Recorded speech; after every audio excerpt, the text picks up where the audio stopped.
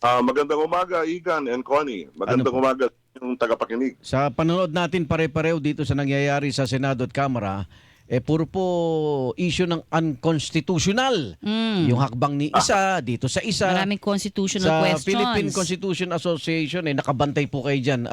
May nalalabag na ho ba sa ating saligang batas na dapat ating pong imulat dito sa ating mga mambabatas at impeachment court? Yes, may mga paglabag. No? I'll be very specific. Apo. No? The latest is the remand order of the Senate Impeachment Court to the House of Representatives. Niremand yung articles of impeachment. Apo. That act alone is unconstitutional. Okay? Why?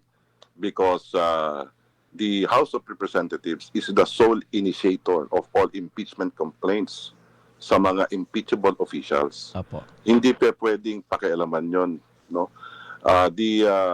Yung requirement o yung pinagagawa ng Senate Impeachment Court sa House of Representatives to certify that the constitutionality of the articles of impeachment that they filed is unconstitutional because they are encroaching on the sole prerogative of the House of Representatives to initiate all impeachment complaints against impeachable officials. Apo. The effect of the unconstitutionality of that order is that order of the impeachment court is null and void.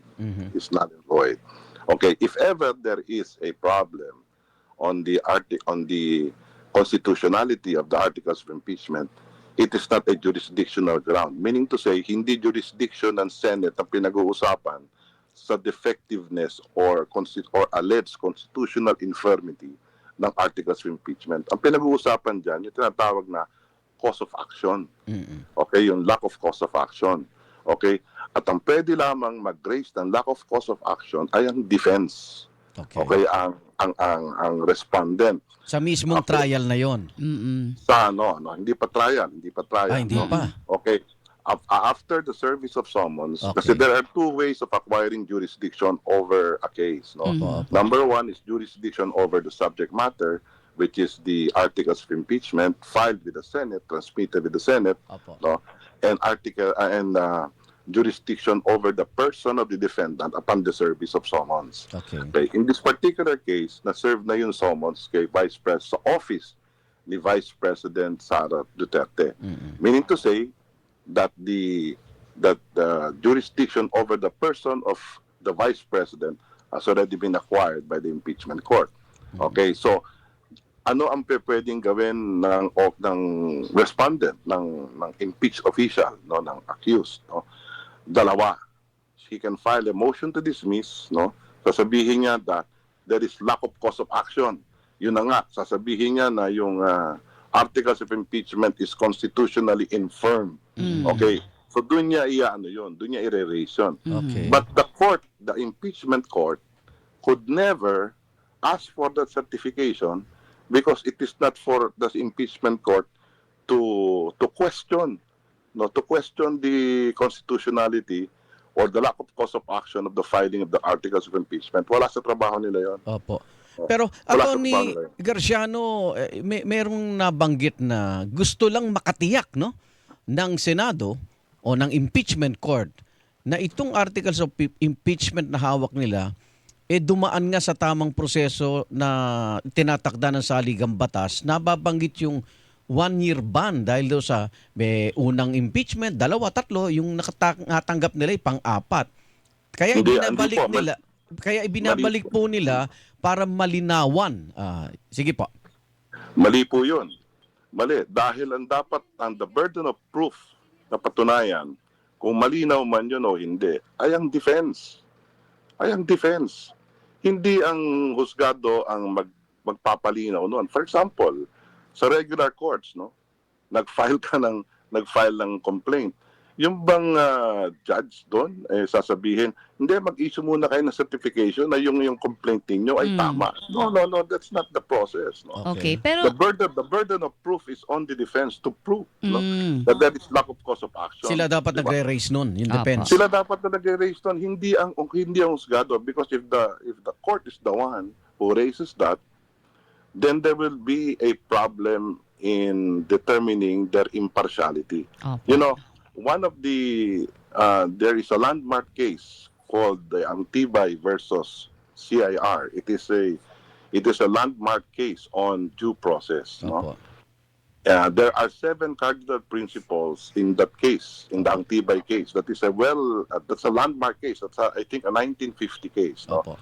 and number 7 of the cardinal of the principles is that the tribunal must be impartial.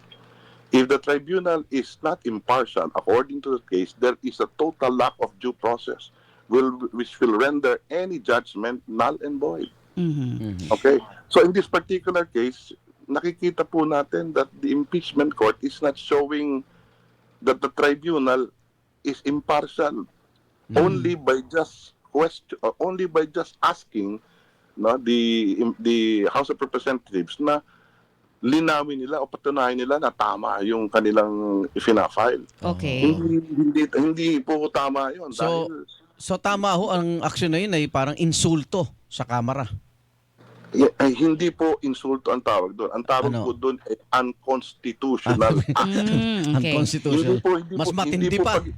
Hindi po pag-iinsulto yun. Oo. Unconstitutional po yun. At yung that order is null and void. Kaya nga po, dapat ang gagawin sana ng House of Representatives prosecution Opo. would be not to file a motion for clarification dahil yung po yata ipa-file nila yung motion for clarification. Napakasimple lang na sabihin ng impeachment court dyan na there's nothing unclear in our order. Maliwanag yung aming order, no? So the filing of the motion for clarification will have implied admissions.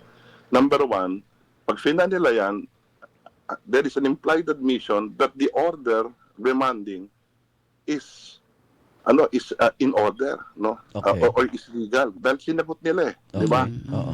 The remedy would have been a motion for reconsideration attacking or assailing the validity of the order and raising the fact that the order of the impeachment court is null and void.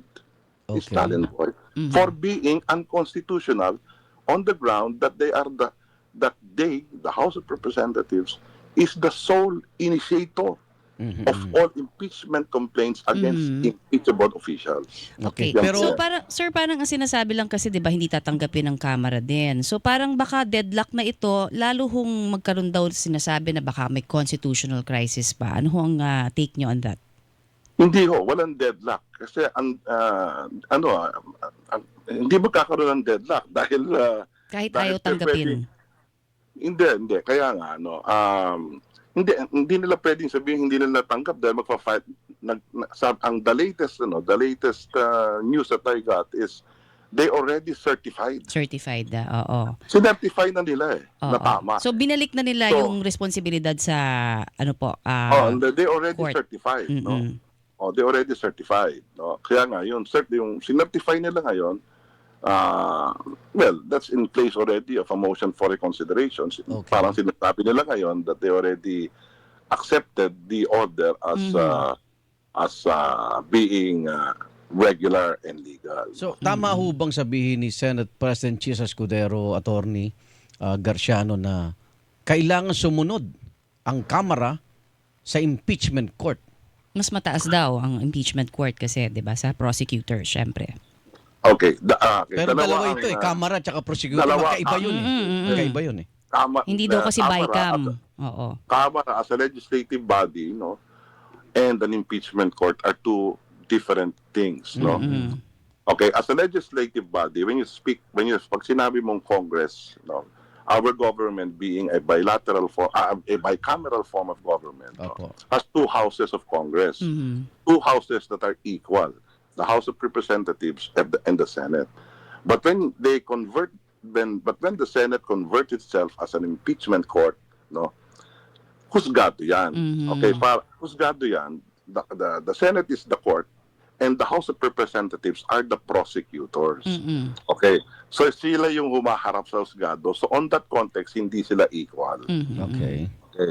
Pero as legislative body, no, of a bicameral system of government of two houses, of the House of Representatives and the Senate, they are co-equals, Okay. but not in an impeachment court or an impeachment trial. Okay, Sa balikan. impeachment trial, they are not equal. Opo, balikan ko lang po kasi yung sinabi ng isa po sa mga 1987 constitutional framer, si Associate Justice Ascuna. Sabi niya, wala naman Yes. daw problema. Talagang unprecedented. Ito lang yung unang nangyari na ganito hong nagbalik, o nag-remand or return. Pero pwede daw yun mangyari talaga para sa clarification. Ano ho ang take nyo? Sabi nyo nga kanina parang unconstitutional na eh. So pagka ganito ho, paano yun? Ganun din ang tingin ni Senate President Cheese Escudero. Ano ang pwedeng magawa? Parang kailangan bang linawin pa ito sa Supreme Court ulit? O dahil meron ng existing before, dapat i-cite lang again yung dati na hong mga naging Supreme Court decisions? Okay, right now, okay, meron na mga naka-file sa Supreme Court. Mm-mm. Okay. And the Supreme Court did not issue a temporary restraining order. Okay. No. Meaning to say, the Supreme Court, doon pa lang sa hindi siya nag-issue ng temporary restraining order, the Supreme Court is saying that we're hands off. Okay? You proceed with the trial. Because if the Supreme Court sees that there is a constitutional infirmity that is being committed, no? Or there are constitutional violations being committed, no? And they see merit on the petitions, then they will issue a temporary restraining order. Okay. Pero hindi sila nag-issue ng TRO. Ibig sabihin that is a command or that's an implied order for them to proceed. Tuloy. You proceed. Tuloy-tuloy kayo. Okay, now, kung itong matter na yakit ng Supreme Court, hindi rin pakikialaman ng Supreme Court yan because yun nga, a major petition is filed there. Actually, 4 petitions, I think. Mm-hmm. And the Supreme Court on those 4 petitions never issued a temporary restraining order. What more in this particular case? Hindi pakikialaman. Kung Diba? Kasi kung gustong makialam dati na, nag-issue ng Opo. TRO. Hindi naman nag-issue ng TRO eh. Atty, kung Meaning to say, proceed. nakikita ng PhilConsa na may mga paglabag sa saligang batas, lalo na't mga halal ng bayan, may kaakibat bang pananagutan yun o parusa? O aksyon mula po sa inyo? Sa amin, sa PhilConsa, Pwedeng well, gawin. ang pwedeng gawin dyan, okay, there must be a justiciable question, no? So dapat ripe for adjudication na. Ibig sabihin na pwede na mag-file sa Supreme Court, no, ng kaso na hindi ibabasura ng Supreme Court. Kasi when you file a case with the Supreme Court, it has to always be on questions of law. Okay? The Supreme Court will not dwell on both questions of law and fact or fact and law. Kasi naman sa fact, may questions of fact, there is a dispute on the facts presented in the court. No? Okay. Pag iniyakit mo sa Supreme Court yan, ibig sabihin, undisputed na yung facts. Ang pinag-uusapan nyo na lang, there is a question of law. Okay? So the Supreme Court will determine as to whether or not or they will interpret what the law is, no? So hindi sila pwedeng mag-hear ng questions of facts, no? At nangyayari yan pagkatapos ng trial, pagkatapos ng trial, if there is already a final judgment, no?